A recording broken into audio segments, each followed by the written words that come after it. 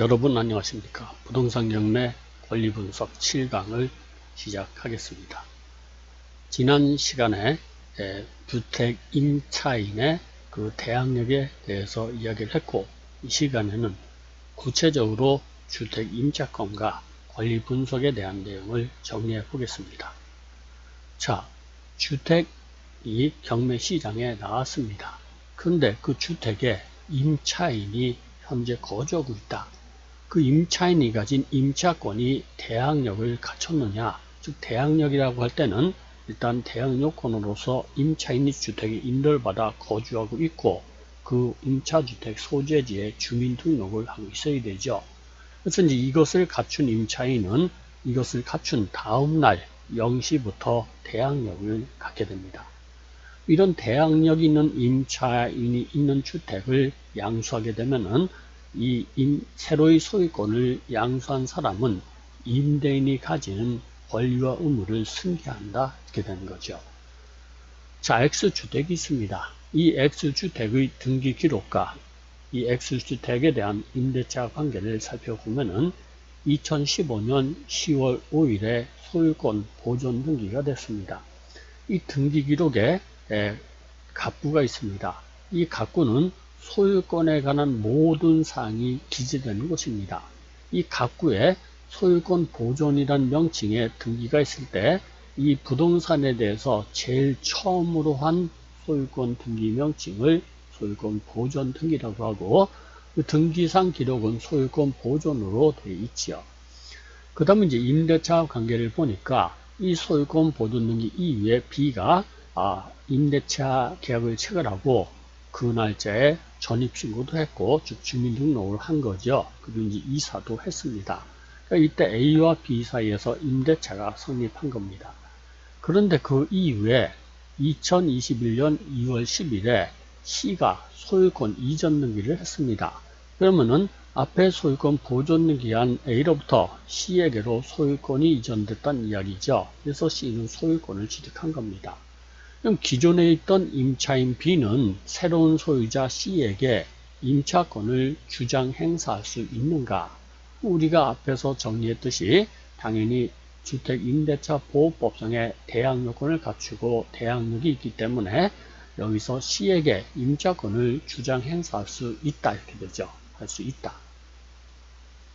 그럼 이 얘기는 다시 말하면은 이 소유권을 취득한 C는 A가 B에게 부담했던 보증금 반환 채무를 승계한다라고 할 수 있습니다. 그러면은 이 C는 이 부동산을 취득할 때 이 X주택의 시가가 예를 들어서 3억이다 라고 가정하면은 이때 임차인이 가지는 보증금 반환 조건 1억이다.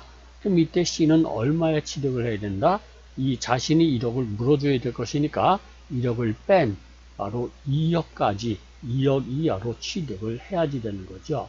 2억 이하로 취득을 해서 2억을 이제 시가 3억이니까 기점으로 해서 2억보다 이제 얼마나 더 적은 가격으로 취득하느냐에 따라서 이제 수익성이 결정이 될 것이고, 2억보다 높은 가격으로 취득하면 시가보다 비싼 가격으로 취득하는 결과가 생겨날 수 있다, 이렇게 되겠죠.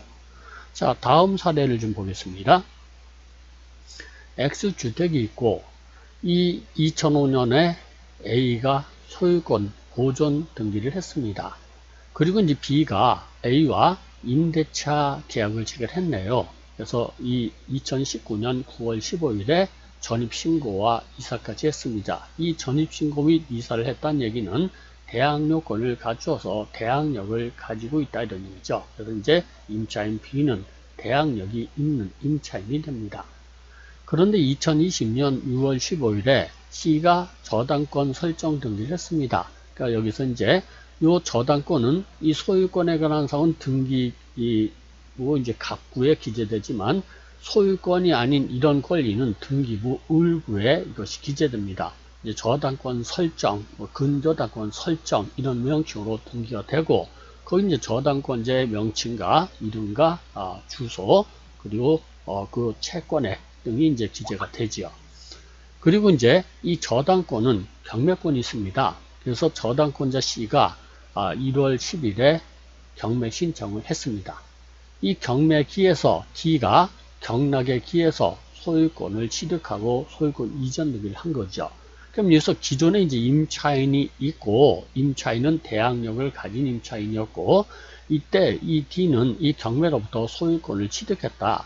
그럼 기존의 임차인 B는 새로운 소유자 양수인 D에게 임차권을 주장 행사할 수 있는가 할 때 당연히 행사할 수 있다 이렇게 되겠죠.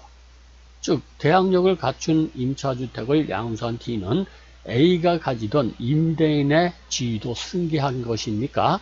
이렇게 소유권을 취득하면서 D는 동시에 소유자이면서 동시에 임대인이 된 겁니다. 그러니까 당연히 임차인인 B는 새로운 D가 임대인이 돼서 임차권을 주장 행사할 수 있고 보증금을 D에게 반환을 받을 수 있다 이런 얘기죠.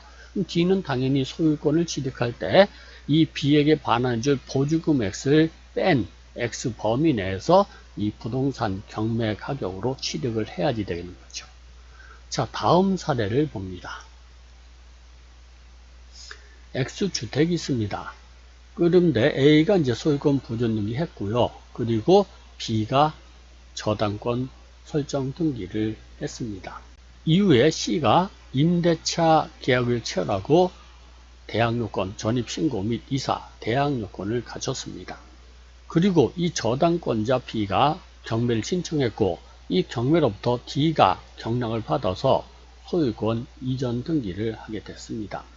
그럼 이때 기존의 임차인 C는 새로운 소유자 D에게 임차권을 주장 행사할 수 있는가? 그럼 우리가 앞에서 봤던 법리에 따라서 본다면은 대항요건을 갖췄잖아. 그런 다음에 소유권을 취득했으니까 당연히 임차권을 주장할 수 있을 거야. 이렇게 이제 생각을 할 수 있지만 여기서는 이 임차인 C는 D에게 임차권을 주장 행사할 수 없다 이렇게 되는 겁니다. 왜 없는데? 여기서 이 D의 소유권 취득은 B의 저당권으로부터 승계된 겁니다. 저당권. 그럼 이 저당권이 C가 대항요건을 갖춘 이후에 설정됐다면은 C는 D에게 대항할 수 있지만 여기서 이 저당권이 C가 대항요건을 갖추기 이전에 저당권이 설정됐고 그 전에 설정된 저당권에 기해서 승계한 D에게는 이때 C는 임차권을 주장 행사하지 못하는 겁니다. 그럼 어떻게 되느냐? 이 C는 그대로 소유권 뭡니까? 이 부동산을 새로운 소유자 D에게 명도하고 나가야 될 것이고 C는 보증금 등을 A에게만 반환 청구할 수 있게 되는 거죠. 그럼 이때 D는 경매로 이 소유권을 취득할 때 이 C에 대한 보증금 등을 인수하지 않고 소유권을 취득하기 때문에 그걸 감안하지 않고 취득하면 된다 이런 얘기죠. 그래서 우리가 주택 임차인이 가지는 대항력이 이 대항요건을 갖췄다고 해서 100% 대항력이 인정되는 것이 아니고 선순위 저당권이나 근저당권이 있었고 그 이후에 대항요건을 갖춘 임차인은 그 저당권 실행 경매로 소유권을 취득한 양수인에게는 대항력을 주장하지 못한다라고 하는 겁니다. 자, 이 내용을 여러분들이 잘 인식하시면은 이런 권리관계의 선후관계를 파악해 봄으로써 임차인이 나에게 인수되는구나. 이 임차인이 가진 임차권은 내가 인수하지 않고 소멸되는구나 하는 것을 구별함으로써 정확하게 경매 매수 가격을 정할 수가 있을 겁니다.